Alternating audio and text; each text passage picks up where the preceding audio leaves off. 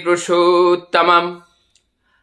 आज हम लोग साधना में जो विश्वास नाम सुने हैं, श्रद्धा, भक्ति, विश्वास, और इस तीनों को समन्वय करते हुए एक दूसरे के साथ किस तरह से संपर्क है उस चीज को जानेंगे।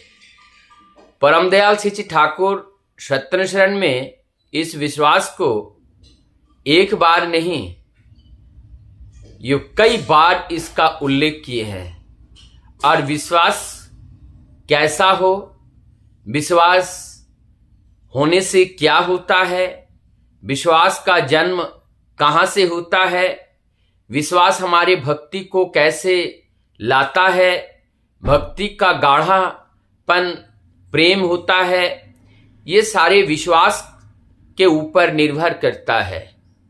और ये विश्वास हमारा कब टूट जाता है, विश्वास कब भ्रमित हो जाता है, विश्वास जब संदेह में घिर जाता है तो विश्वास की स्थिति क्या होती है। अब हम समझते हैं विश्वास एक चादर की तरह है, एक सफेद चादर की तरह है। और चादर समझिए या सफेद कपड़े समझिए, जब इस विश्वास में कोई दाग लगता है सफेद कपड़े में, वो दाग स्पष्ट रूप से दिखता है और उस कपड़े का शोभा खराब कर देता है। अब ये विश्वास को टलाना और विश्वास को अटल, विश्वास कब टलता है और कब अटल रहता है। जब टल जाता है तो क्या होता है, और जब अटल रहता है तो क्या होता है। और इस विश्वास ना टले इसके लिए क्या करना है, और जब टल जाते हैं कौन सी समस्या किस तरह से आने से ये विश्वास टलता है। पहले हम नेगेटिव अप्रोच को देखते हैं।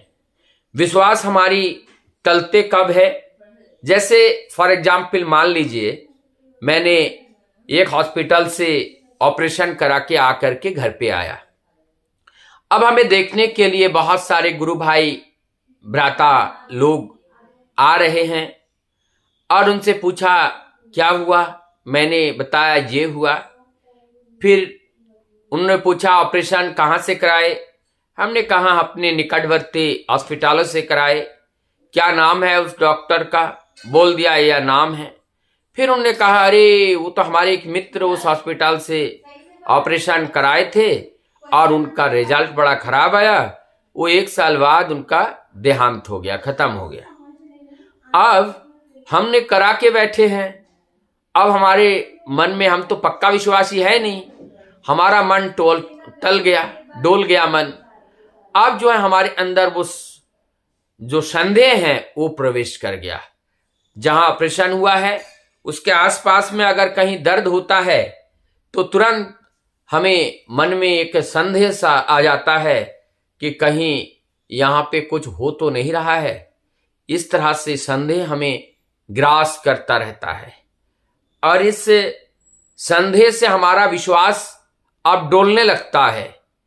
अब ठाकुर जी क्या कहते हैं, ये विश्वास अविश्वास में तब्दील हो रहा है, जो संदेह अविश्वास में तब्दील होता है।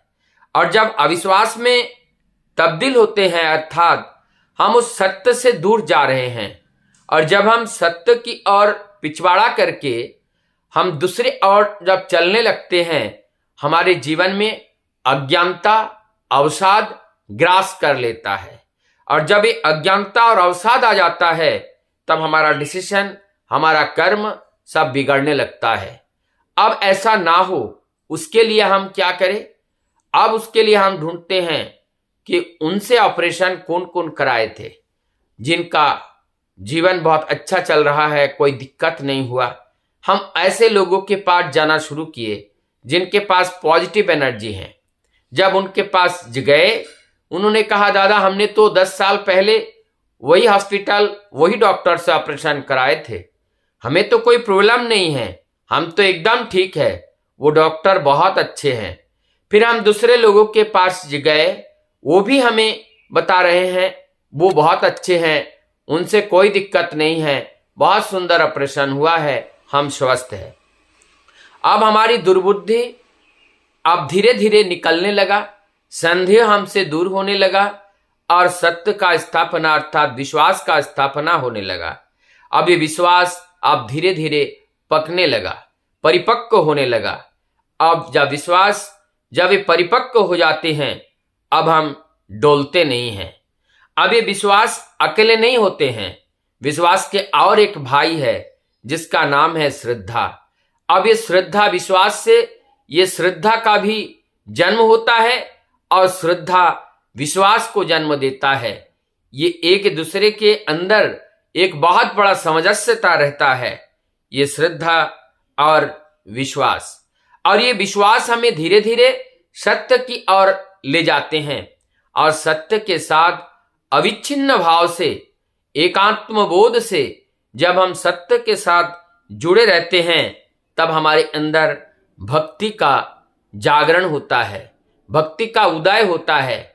और ये भक्ति, हमारी भक्ति उतनी ज्यादा मजबूत होता है जितनी हमारी विश्वास की गहराई होती है। और इस भक्ति जैसे जैसे गाढ़ा हो जाना शुरू होता है, वैसे वैसे हम विस्तार में जाते हैं, अनंत में जाते हैं और अपने को आनंदमय पाते हैं। लेकिन ये विश्वास जितना कम होते हैं, हमारा मन संकीर्ण हो जाते हैं, हम अल्पबुद्धि हो जाते हैं, हम अवसादी हो जाते हैं, हम अज्ञानी हो जाते हैं, हम अल्पदृष्टा बन जाते हैं, हमारे अंदर कुबुद्धि जन्म लेता है। इस तरह से हमें विनाश की ओर ले जाता है। तो इस विनाश से रोकने के लिए सत्य का संग करना है और प्रकृति सत्यदर्शी, जो वास्तव में सत्य का दर्शन किया हो, ऐसे सत्यदर्शी जब हमारे जीवन का आदर्श होता है और उस आदर्श को हम जीवन में लेकर के जब चलने लगते हैं, तो अब हमारा ये मन आनंद से भर उठता है और ये जीवन आनंदमय हो जाता है। प्रत्येक कोशिकाओं में प्रभु का वो गूंज गूंजने लगता है, वो एक चेतना दौड़ने लगती है और ये चेतना हमारी जनरेशन बाय जनरेशन, ये चेतना अंतर्बाही होकर के, श्रुतिवाही होकर के, स्मृतिवाही होकर के, धारावाहिक रूप से अनंत काल तक ये जनरेशन टू जनरेशन इसका प्रभावमान होता रहता है। यही परम दयाल श्री ठाकुर जी का एजेंडा है कि जीवन वृद्धि निरंतरम स्मृति चिद्वैते, यही श्रुतिवाही चेतना निरंतर प्रभावमान होकर के चलते रहे। अभी जो हम बताए हैं, जैसे सत्य का संग करने से क्या होते हैं, एक सूत्र के साथ फर्म से समझे। संजात संजायते श्रद्धा, कि सत्य के साथ हम युक्त होते हैं, श्रद्धा का जन्म होता है। और ये जब श्रद्धा, संजात संजायते श्रद्धा, श्रद्धा है दृष्टि शुद्धता, जब हमारी दृष्टि शुद्ध होती है, दर्शन परिपक्व होता है, सत्य को देखने लगते हैं, तब हमारे अंदर विश्वास आने लगते हैं। जब विश्वास आ जाता है, विश्वास जन्म देता है निर्विचारता, और जब निर्विचारता आ जाती है तब हम स्थिर हो जाते हैं, और जब स्थिर होते हैं तो भक्ति का उदय होता है। और इस भक्ति का जब उदय होते हैं, धीरे धीरे भक्ति का गाढ़ा होता है, और जिससे प्रेम का उदय होता है, और जिस प्रेम से हम इस परमानंद की अनुभूति कर सकते हैं, यही प्रेम है। तो प्रेम ही हमारे जीवन का श्रेष्ठतम प्राप्ति है। और इस प्रेम, जब हम एक दूसरे को प्रेम करते हैं, कोई दूसरा हमें प्रेम करते हैं, और इस प्रेम की दुनिया में जब इस रस आस्वादन करते हैं, जीवन आनंद से भर जाता है। वंदे